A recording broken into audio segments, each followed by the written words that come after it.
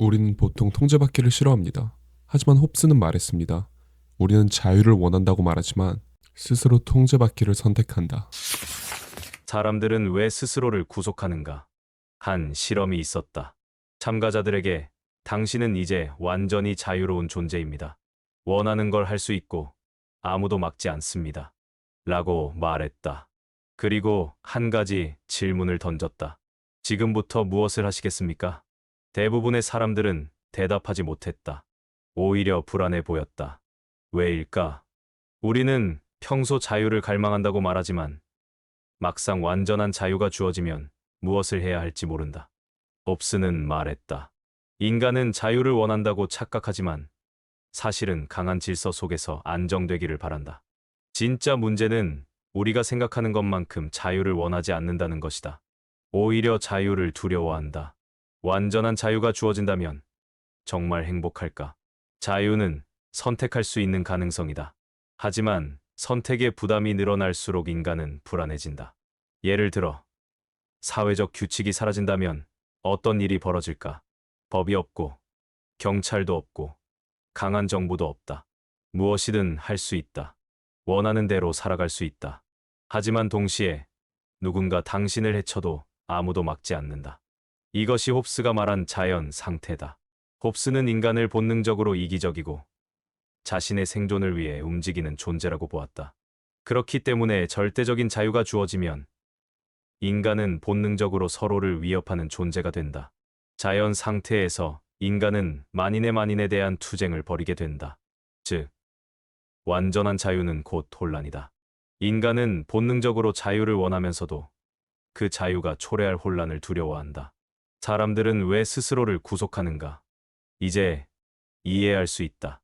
왜 인간은 법을 만들고, 정부를 만들고, 권력을 만들어 스스로를 통제하려 하는가? 그것이 없으면 자유는 불안과 공포가 되기 때문이다. 역사적으로 사람들이 강한 지도자를 따르고 강한 정보를 원하는 이유도 여기에서 비롯된다. 우리는 자유롭기를 바라지만 스스로를 통제할 무언가가 없으면 불안해진다. 그래서 인간은 강한 질서를 만든다. 법을 만들고, 국가를 만들고, 규칙을 만든다. 자유를 보장한다고 말하면서도 실제로는 스스로를 제한하는 시스템을 구축한다. 당신은 진짜 자유를 감당할 수 있는가?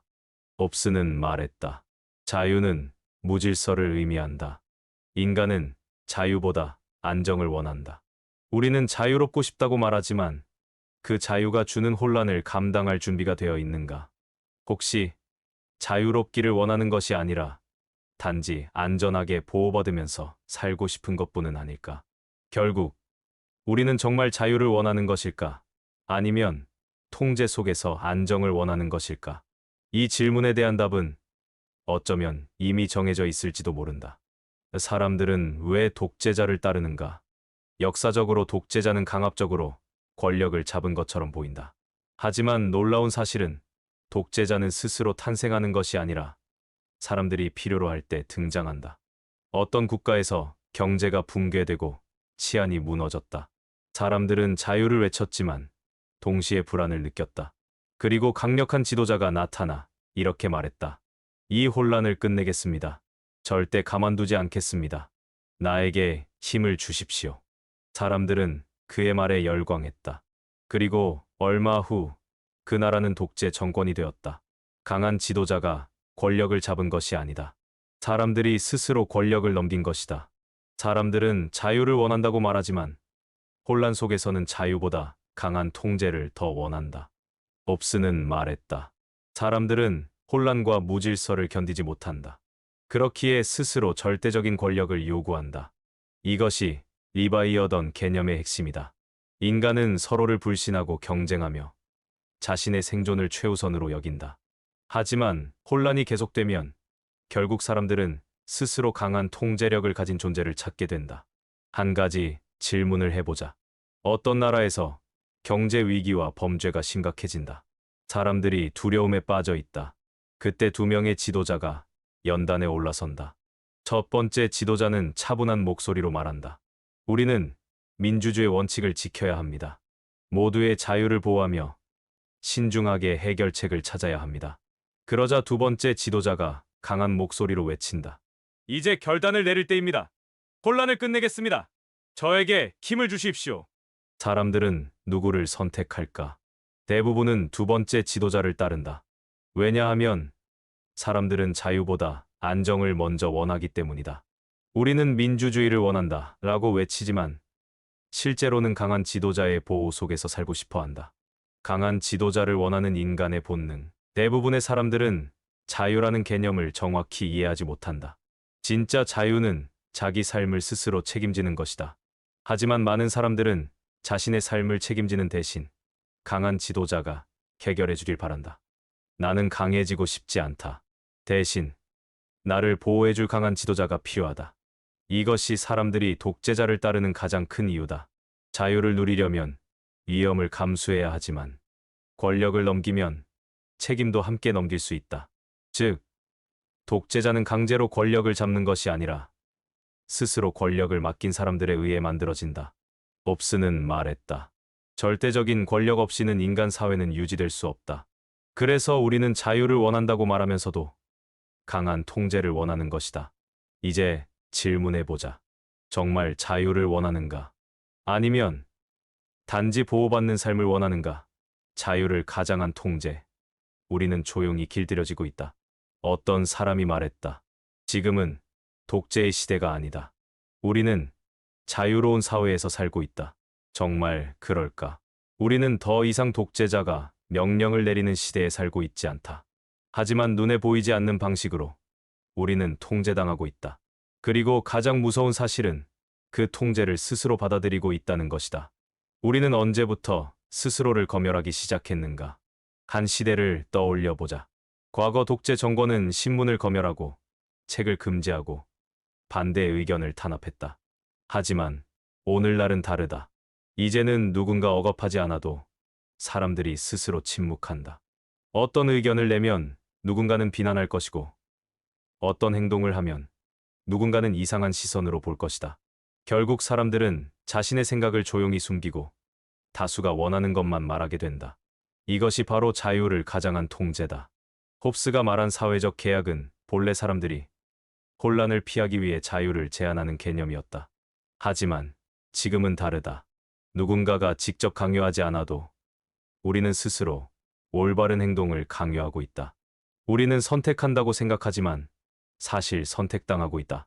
한 가지 질문을 해보자. 당신은 정말 원하는 것을 선택하며 살고 있는가? 예를 들어 유튜브를 본다고 해보자.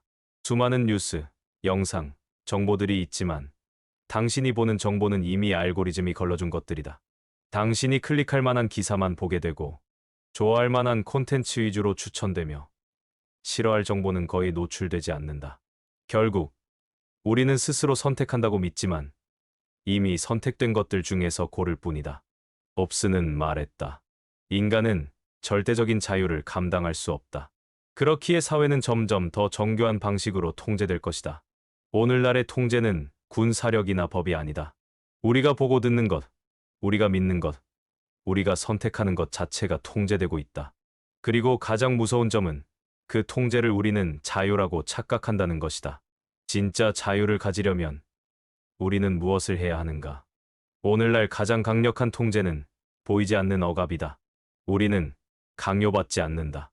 대신 원래부터 그것이 당연한 것처럼 받아들이게 된다. 불편한 진실은 점점 사라지고 다른 생각을 하는 사람은 점점 조용해지며 우리는 안전한 선택만을 하게 된다. 이제 질문해보자. 우리는 정말 자유로운가? 아니면 보이지 않는 방식으로 길들여진 채 살아가고 있는가? 자유를 잃으면 어떻게 되는가? 통제된 사회에서 살아간다는 것.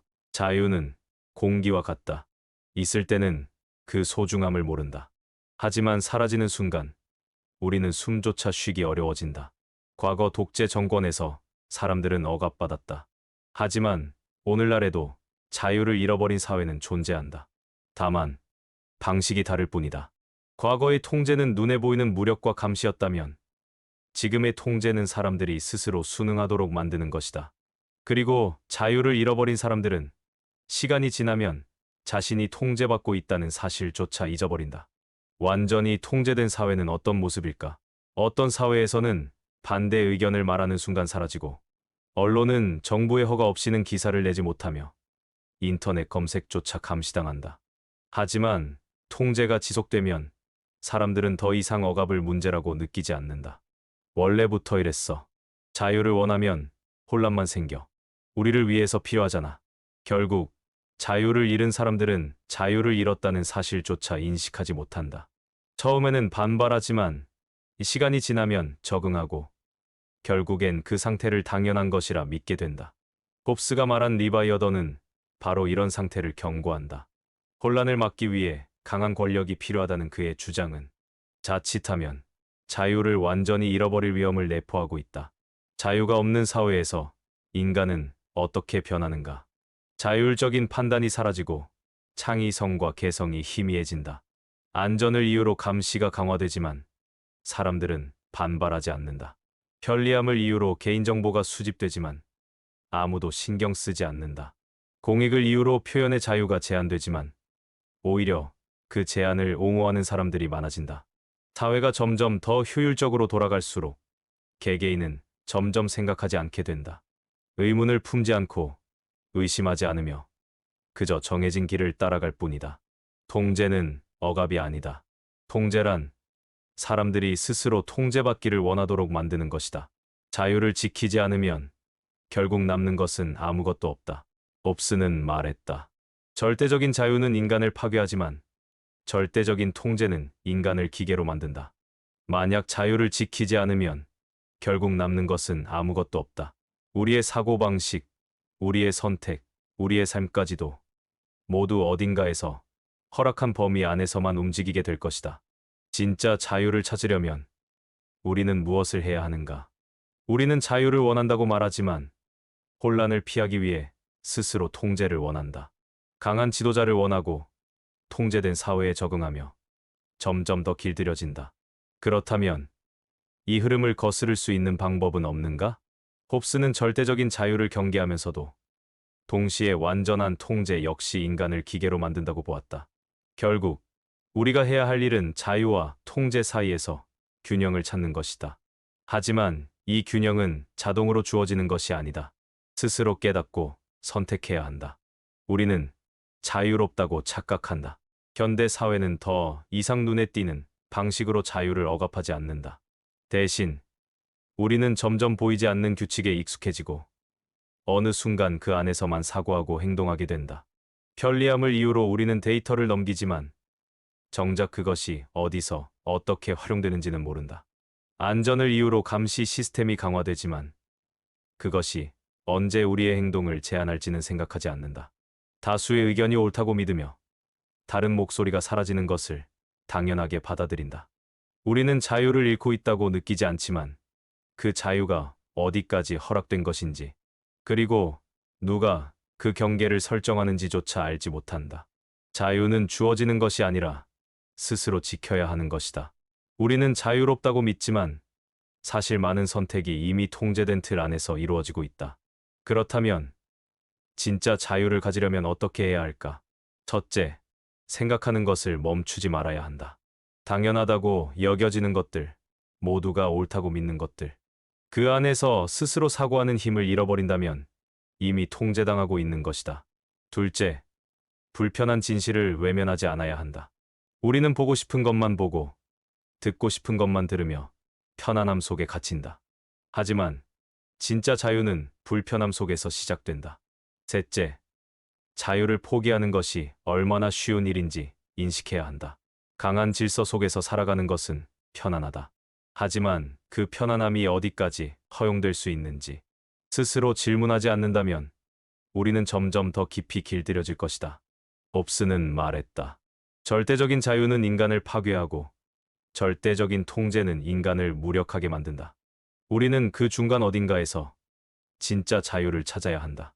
이제 질문해보자. 우리는 단순히 자유롭다고 믿도록 설계된 시스템 속에서 살고 있는가?